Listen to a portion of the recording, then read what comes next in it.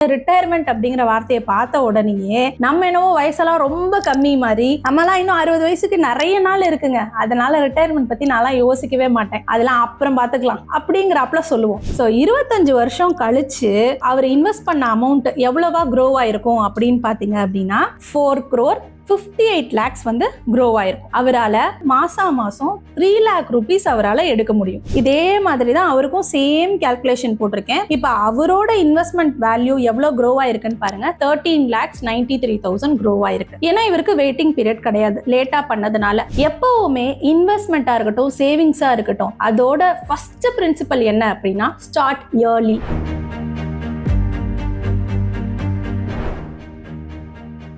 Wealth podcast நேயர்களுக்கு வணக்கம். நான் ஆர்த்தி.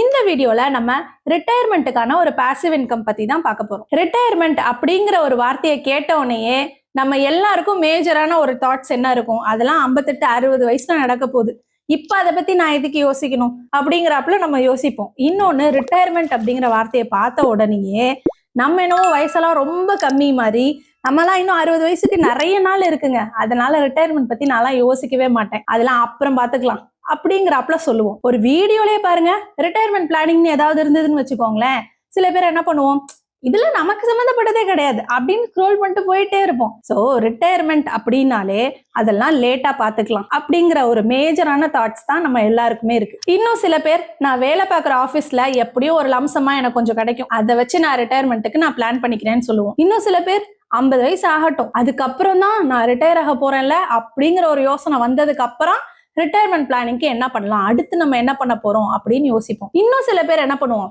என்னால முடிஞ்ச அளவு நான் சேர்த்துக்கிட்டே இருக்கேங்க, கடைசியா எவ்வளவு இருக்குன்னு பாத்துக்கலாம், அதை வச்சு என்ன பண்ண முடியுமோ அதை வச்சு நான் மேனேஜ் பண்ணிக்கிறேன். ஸோ இந்த மாதிரியான தாட்ஸ் தான் நம்ம எல்லாருக்கும் மேஜரா சுத்திட்டு இருக்கு. ஸோ இப்ப ரிட்டையர்மெண்ட் பாசிவ் இன்கம் பத்தி இந்த வீடியோல நம்ம பார்க்க போறோம். வீடியோக்குள்ள போலாமா?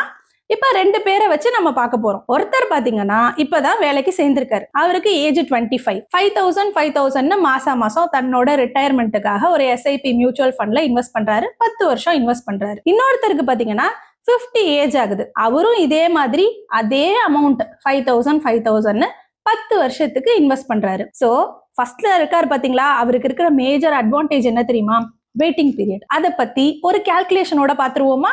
வாங்க.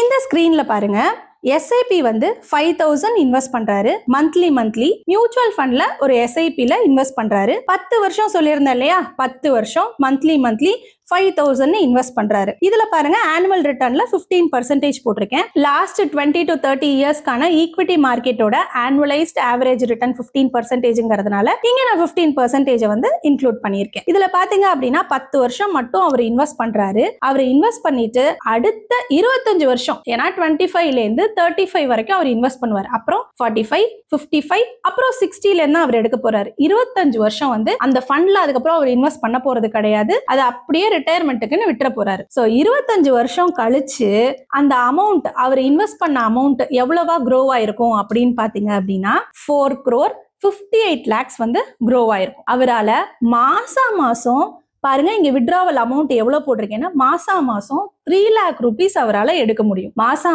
3 lakhன்னு சொல்லிட்டு அடுத்த 25 இயர்ஸ்க்கு இங்க நான் கால்குலேஷன்ல காமிச்சிருக்கேன். அடுத்து அவரோட லைஃப் டைம் ஃபுல்லாவே அவரால் இந்த SWPல இருந்து நம்ம எடுத்து கொடுக்க முடியும். ஸோ இதுல பாருங்க, இதுலயும் 5% இன்கிரிமெண்டலா கொடுத்துருப்போம்.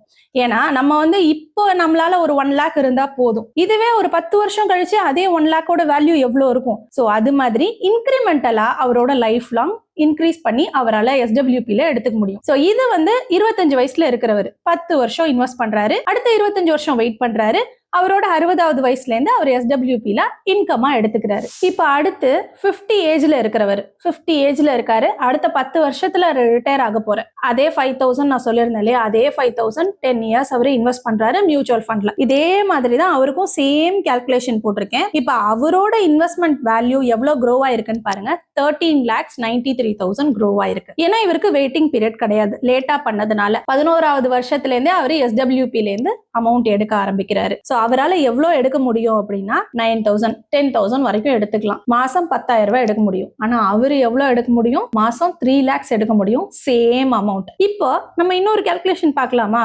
எனக்கு இந்த 10,000லாம் வேணாங்க, எனக்கும் அதே மாதிரி 3 lakhs எனக்கு மாசம் வேணும், ஆனா எனக்கு 50 வயசு ஆயிருச்சு, அப்ப நான் எவ்வளவு இன்வெஸ்ட் பண்ணா என்னால அந்த அமௌண்ட் எடுக்க முடியும் அப்படிங்கறத பாப்போமா. இதுல பாருங்க, 1,60,000 rupees அவர் இன்வெஸ்ட் பண்ணணும். 1,60,000 rupees மந்த்லி 10 years அவர் இன்வெஸ்ட் பண்ணியிருந்தாரு அப்படின்னா அவரால் நியர்லி 3 lakh rupees அவர் SWP ல மாசம் எடுத்துக்க முடியும். ஸோ டிஃபரன்ஸ் எவ்வளோ பெருசு பாத்தீங்களா.